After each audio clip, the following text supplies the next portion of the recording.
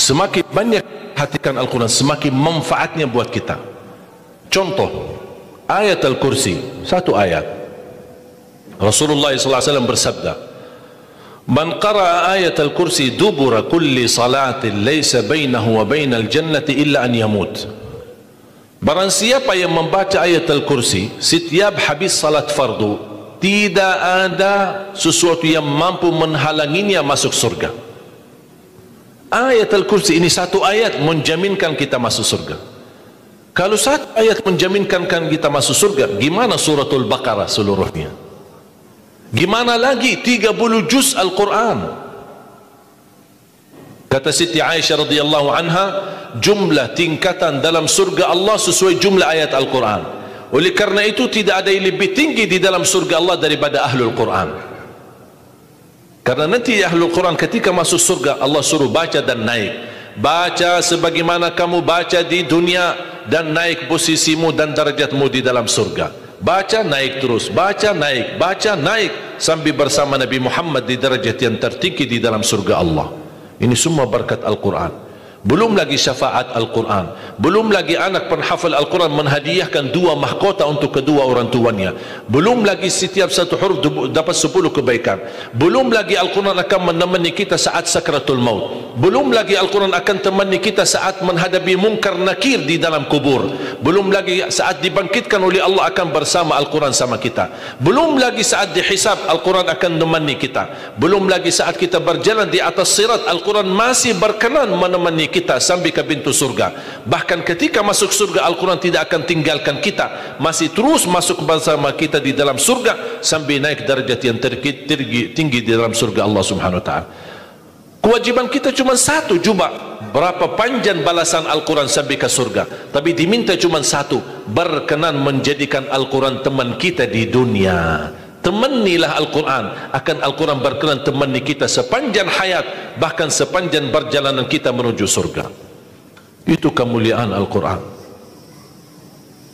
Cukup ada seorang ulama dari At-Tabi'in bernama Abdullah As-Sulami, Abu Abdurrahman Abdullah As-Sulami, Abdullah bin Habib As-Sulami.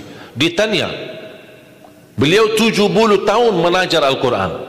Ditanya, wahai imam, apa yang membuat kamu sabar sampai 70 tahun mengajar Al-Quran? Kata beliau, yang membuat aku sabar dan minat menjaga keistiqomahan, bersabda Rasulullah sallallahu alaihi wasallam, khairukum man ta'allama al-Qur'ana wa 'allamah, sebaik-baik manusia yang mempelajari Al-Quran dan mengajarnya. Itulah ingin saya menjadi orang yang baik bagi manusia, sebagaimana bersabda Rasul, itulah yang membuat saya sabar dalam mempelajari dan mengajar Al-Quran.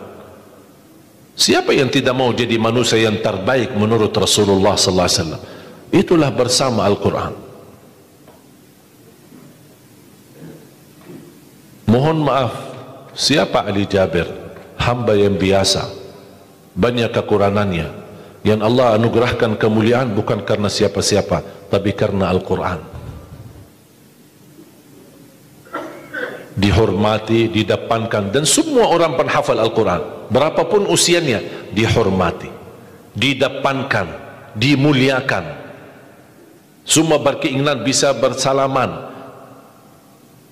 Kita melihat dan menonton acara Hafiz Indonesia, jangankan anak-anak, bahkan yang cacat luar biasa Allah tunjukkan bagaimana kelebihan Al-Quran. Yang buta bisa hafal Al-Quran, yang lumpuh badannya dan jasadnya seperti alana yang tidak bisa jalan hafal Al-Quran.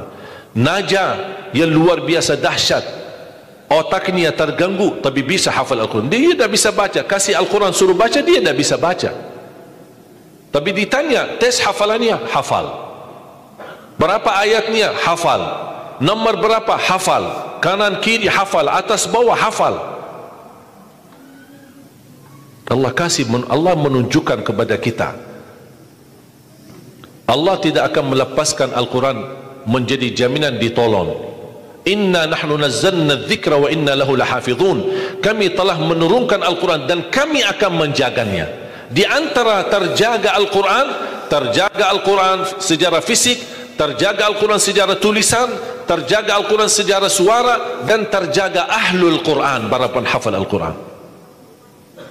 Oleh kerana itu jamaah sekalian, selalu saya mendorong masyarakat, kalau kaum muslimin muslimat di Indonesia merasa dirinya gagal menjadi penghafal Al-Quran, jangan putus asa, tetap masih anda bisa menjadi ahlul Quran. Ayo kita lipatkan diri kita melalui yang jadi saham atau saksi baik bagi kita di hadapan Allah, melalui infak kita, sedekah kita, zakat kita, wakaf kita, apa saja, supaya kita datang di hadapan Allah. Ya Allah, mohon maaf, saya belum bisa hafal Al-Quran, tapi hartaku menjadi saksi untuk membantu dan menolong Al-Quran dan binaan Al-Quran. Insya Allah termasuk ahlul Quran dan mendapatkan syafaatnya Al-Quran di hari kiamat, dan amalan itu menjadi sedekah jariah yang menalirkan pahalanya sampai hari kiamat. Semua harus bisa berjuang. Tidak boleh ada orang berkata saya tidak bisa, tidak bisa hafal. Insya Allah anakmu bisa hafal. Kalau anakmu belum bisa hafal, insya Allah cucumu bisa hafal. Kalau itu pun tidak berhasil, insya Allah saham walaupun sedikit seikhlasnya bisa menjadi saksi baik. Infaknya, sedekahnya, ikhlasnya, zakatnya, wakafnya, semua bisa menjadi saksi baik.